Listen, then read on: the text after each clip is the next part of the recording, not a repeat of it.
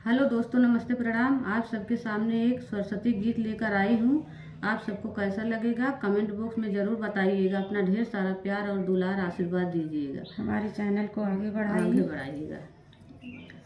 बीड़ा वाली मैया तोहरो, सरस्वती मैया तोहरो, महिमा महान बा, महिमा महान बा। पार कदमैया नैया, पार कदमैया नैया, बीच माझधार बा, बीच माझधार बा।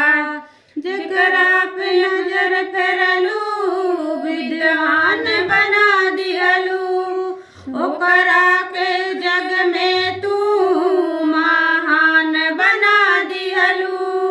बुद्धि में विधाता राउर, विधि के विधाता राउर, विनती बार बार बार, विनती बार बार बार।